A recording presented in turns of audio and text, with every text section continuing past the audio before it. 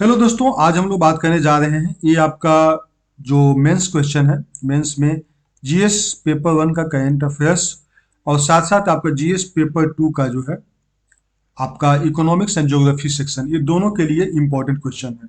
तो ये मेंस के लिए आपको पॉइंट ऑफ व्यू से आपको बेसिक चीज़ों को फॉर्मेट करते हुए आप इसको समझिएगा कि इंट्रोडक्शन के रूप में क्या होगा और क्या क्या कंटेंट हो सकता है। इसका डिटेल रिपोर्ट भी आपको पीडीएफ के रूप में मिलेगा, जो कि आप उसको कहीं से भी आप डाउनलोड कर सकते हैं, हर जगह उपलब्ध है। तो हम लोग बात कर रहे हैं आज भारत वन स्थिति रिपोर्ट, यानी India state of forest report. तो इसका संदर्भ अभी इसके बारे में हम लोग क्यों बात कर रहे हैं, क्योंकि हाल ही में पर्यावरण वन और जलवायु परिवर्तन मंत्री ने वन अनुसंधान संस्थान देहरादून में भारत वन स्थिति रिपोर्ट 2023 को जारी किया, जिसको कहते हैं India state of forest report. पर्यावरण वन और जलवायु परिवर्तन मंत्रालय के अंतर्गत जो हमारा फॉरेस्ट सर्वे ऑफ इंडिया आता है, एफएसआई, उसके द्वारा 2 वर्ष पर इसको पब्लिश किया जाता है। पहला रिपोर्ट 1987 में पब्लिश किया गया था, जो कि 2023 की बात करें तो ये हमारा 18वां संस्करण यानी 18th वर्जन है। जो 2023 की हम लोग बात कर रहे हैं, जिसका रिपोर्ट के बारे में हम लोग बात कर रहे हैं, तो ये हमारा 18वां संस्करण है।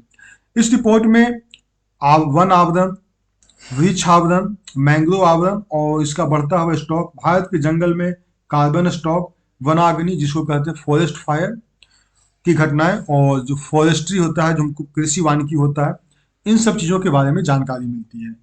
फॉरेस्ट सर्वे ऑफ इंडिया की बात करें तो ये एक सरकारी संगठन है जो भारत के वन संसाधनों का निगरानी और उसका मूल्यांकन भी करता है।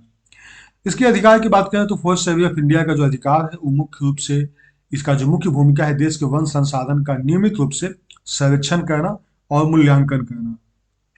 एफएसआई की स्थापना किया गया था 1 जून 1981 का। तो इस चीज को आप बेसिक इंट्रोडक्शन के रूप में इसको इस्तेमाल कर सकते हैं जब अगर आपको लिखने की जरूरत पड़ेगी भारत वन स्थिति रिपोर्ट यानी India state of forest report 2023 के बारे में।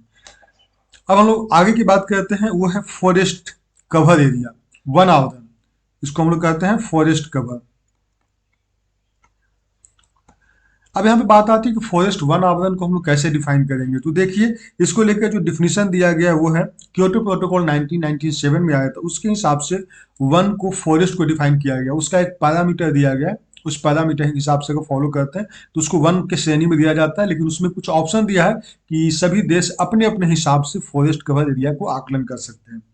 तो इसकी परिभाषा की बात करें, जो हम लोग इंडिया के पर्सपेक्टिव में बात कर रहे हैं, तो है 1 हेक्टेयर से अधिक क्षेत्रफल वाली भूमि जिसमें वृक्षों का कैनोपी है, घनत्व 10% से ज्यादा हो, जिसमें वृक्षों के बगीचे, बांस, तार, ये सब शामिल है। तो इस सब को इंक्लूड किया गया फॉरेस्ट एरिया में। और ये बेसिकली इंडिया के वर्जन में डिफिनीशन है।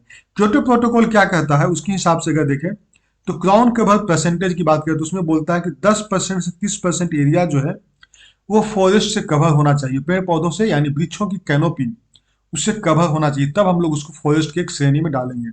लेकिन यहाँ पे बोला गया है कि सभी देशों को अलग अलग इसमें दिया गया है कि इस रेंज में ही आप इसको रखें। तो इंडिया जो है 10% वाला रेंज को अपनाया है। उसी तरह से अगर मिनिमम एरिया ऑफ स्टैंड की बात करते हैं तो एरिया में 0.05 हेक्टेयर से लेकर 1 हेक्टेयर तक को फॉरेस्ट एरिया को डिफाइन किया गया है। इंडिया जो है मिनिमम माना है 1 हेक्टेयर। उसी तरह से अगर हम लोग बात करें तो हाइट ऑफ ट्रीज है 2 से 5 मीटर तक के हाइट को माना गया है। तो इंडिया में जिस ब्रिज को सब चुना गया वो सब 2 से 5 मीटर की हाइट के होते हैं। तो इस तरह से फॉरेस्ट कवर एरिया का डिफिनीशन दिया गया है, जो कि हम लोग क्योटो प्रोटोकॉल 1997 से हम लोग इस डिफिनीशन को लिए हैं।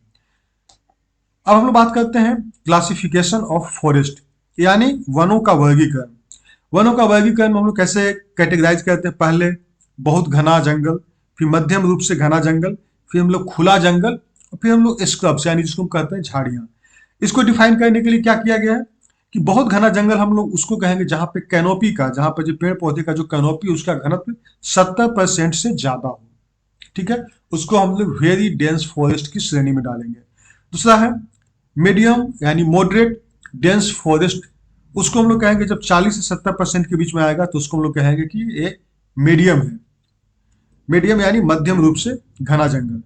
ओपन फॉरेस्ट की बात करें तो उसके लिए घनत्व जो है 10 से 40% अगर रहेगा फॉरेस्ट कवर एरिया, तो हम लोग कहेंगे ये जो है ओपन फॉरेस्ट यानी खुला जंगल। उसके अलावा स्क्रब की बात करें, झाड़ियाँ की बात करें, 10% से कम है, तो इस तरह का पेड़ पौधों को हम लोग इसको झाड़ियों के रूप श्रेणी में हम लोग इसको डाले हैं। तो इस तरह से वनों का क्लासिफिकेशन किया गया है। इंडिया की बात करें तो इंडिया में कुछ हम लोग डाटा अगर देखें तो उसके हिसाब से है, तो इंडिया के बारे में अगर हम लोग बात करें, फॉरेस्ट ट्री कवर एरिया अगर हम लोग बात करें तो वो है 21.76%, जिसमें कि ट्री कवर हो गया 3.41%, यानी टोटल फॉरेस्ट और ट्री कवर की बात करते हैं तो हमारा 25 यानी 25.17%, ये हमारा हो गया ज्योग्राफिकल एरिया का इतना परसेंट। यानी ज्योग्राफिकल एरिया जितना हमारा टोटल इंडिया का भूभाग है उसमें से 25.17% फॉरेस्ट की श्रेणी में है वो जगह। उसके अलावा स्क्रब का है 1.3% और नॉन फॉरेस्ट का 73.50%। इस तरह से हमारा ज्योग्राफिकल एरिया कवर होता है। मतलब इंडिया के सेंस में अभी हमारे पास जो फॉरेस्ट कवर एरिया है, जिसमें कि फॉरेस्ट और ट्री दोनों को मिला दें तो हमारा है 25.17। यानी अब हम लोग बात करते हैं कि डाटा सोर्स। अब हम लोग फॉरेस्ट सर्वे जो किए हैं वो किस आधार पे किए, हम लोग को ये डाटा कहाँ से प्राप्त हुआ है और कैसे प्राप्त हुआ, उसके बारे में बात करें तो IRS जो हमारा इंडिया रिमोट सेंसिंग जो सैटेलाइट है उसके हेल्प से इसको किया गया है। और इस उपग्रह पर इसरो के LISS सेंसर से उपग्रह इमेजरी का उपयोग करता है। तो हम लोग जो रिमोट सेंसिंग सैटेलाइट है उसका इस्तेमाल करते हुए हम लोग इसका डाटा को कवर किए हैं। भारत में वन वृक्ष, इसका जो डाटा की बात करें तो भारत में वन एवं वृक्ष का आवरण की बात करें तो वो है कुल वन एवं वृक्ष आवरण जो है इतना वर्ग किलोमीटर में है। आप इस डाटा को याद रखिएगा। जो कि हम लोग इसकी बात किए थे टोटल जो जोग्राफिकल एरिया है उसका 25.17% है। इस डाटा को आपको एकदम जबान पर रखिएगा। आप जब मेंस लिख रहे हैं या कई भी चीज़ों को लिख रहे हैं, प्रीलिम्स में भी डायरेक्ट क्वेश्चन पूछता है, मेंस में भी जब लिख रहे हैं तो इस डाटा को आप इस्तेमाल कर सकते हैं। फॉरेस्ट एरिया जिसमें बताया गया 21.76% है और जो हमारा वृक्ष आवरण है वो हमारा हो गया 3.41%। इस तरह से हम लोग कहेंगे तो फॉरेस्ट एवं वृक्ष आवरण का क्षेत्र हमारा हो गया 25.17%। मैंग्रोव की बात करें तो कुल मैंग्रोव का भौगोलिक क्षेत्र जो 0.15% कवर कर रहा है। 2021 से शुद्ध मैंग्रोव कवर करने में उसमें जो है कमी आई है और गुजरात में सबसे ज़्यादा नुकसान हुआ है। और वृद्धि की बात करें तो आंध्र प्रदेश में ज़्यादा बढ़ोतरी हुआ और महाराष्ट्र में भी ज़्यादा बढ़ोतरी हुआ है। तो इस तरह से ये हमारा डाटा तैयार हुआ है जो कि हम लोग रिमोट सेंसिंग सैटेलाइट के हेल्प से हम लोग इस तरह के डाटा को कलेक्ट किए हैं। तो हमारा अगर वन क्षेत्र में वृद्धि की बात करें तो 156.41% की बढ़ोतरी है, यानी 0.05% की बढ़ोतरी हुआ है। कुल वन एवं वृक्ष आवरण में अगर हम लोग बात करें तो उसमें वृद्धि देखें तो 1445.81 इतना वर्ग किलोमीटर की बढ़ोतरी हुआ। अगर हम लोग उसको एरिया में कंक्लूड करेंगे तो 0.18% हो गया। तो ये डाटा इंपॉर्टेंट है, ध्यान रखिएगा। अब हम लोग बात करते हैं राज्यों की रैंकिंग। सबसे बड़ा वन वृक्षावरण क्षेत्र, तो सबसे बड़ा हमारा हो गया मध्य प्रदेश जो कि सबसे ज्यादा यहाँ पे फॉरेस्ट कवर एरिया है। उसके बाद में अरुणाचल प्रदेश हो गया, उसके बाद महाराष्ट्र हो गया। यहाँ पे बात किया जा रहा है फॉरेस्ट कवर एरिया जिसका एरिया ज्यादा बड़ा हो। वन और वृक्ष आवरण वृद्धि के मामले में देखा जाए तो छत्तीसगढ़ में ज्यादा सबसे ज्यादा वृद्धि को नोट किया गया है। उसके बाद में उत्तर प्रदेश है, फिर उड़ीसा है और राजस्थान। इस तरह से फॉरेस्ट में बढ़ोतरी को आकलन किया गया है। राज्य रैंकिंग में बात करें तो सबसे उच्चतम प्रतिशत वन आवरण, देखिए वहां पे एरिया की बात कर रहे थे हम लोग। इस चीज को आप लोग ध्यान रखिएगा कि हम लोग इसमें जो है एरिया की बात कर रहे थे। एरिया में सबसे ज्यादा फॉरेस्ट एरिया जो है वो मध्य प्रदेश में, फिर अरुणाचल प्रदेश में, फिर महाराष्ट्र में। लेकिन अगर हम लोग परसेंटेज की बात करें, माने उस राज्य में जो टोटल एरिया है उसका कितना परसेंट फॉरेस्ट है, तो सबसे ज्यादा लक्षद्वीप में है। वहां पे 91.33% फॉरेस्ट है। उसके बाद में आता है मिजोरम, फिर आता है अंडमान निकोबार द्वीप समूह। वन आवरण में अधिकतम परिवर्तन वाले राज्य जिसमें कि ज्यादा परिवर्तन देखने को मिला है तो अधिकतम वृद्धि है वो छत्तीसगढ़ में है और अधिकतम जो कमी है वो है मध्य प्रदेश में।